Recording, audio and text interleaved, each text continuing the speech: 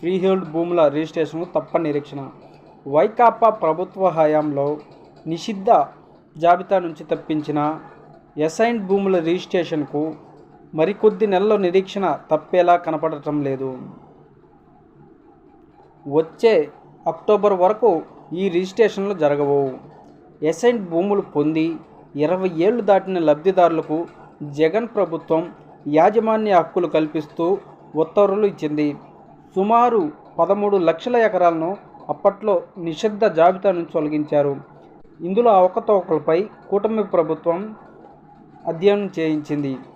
5 లక్షల ఎకరాలకు సంబంధించి నిబంధనలు అతిక్రమించినట్టు గుర్తించారు. దీంతో గత ఏడాది నుంచి ప్రభుత్వం వీటిని రిజిస్ట్రేషన్ నిలిపివేసింది. 5 లక్షల ఎకరాలపై లోతుగా విచారణ జరుపుతూ మిగిలిన భూములకు రిజిస్ట్రేషన్ కొనసాగించడంపై మంత్రివర్గ ఉపసంఘం సానుకూలత వ్యక్తం చేసింది. సచివాలయంలో శుక్రవారం ముఖ్యమంత్రి వద్ద ఫ్రీహోల్డ్ భూముల అంశం చర్చకు వచ్చింది. అసలు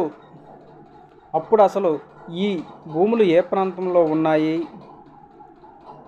అవి వినియోగానికి అనుకూలమా కాదా, సహజ వనరులను దెబ్బతీసే కథనాలకు ఆయా ప్రాంతాలు ప్రణాళికలు ఉన్నాయా, మడ అడవులు ఇతరత్ర ఇలాంటి వాటిపై అధ్యయనం అవసరమనే చర్చ జరిగింది.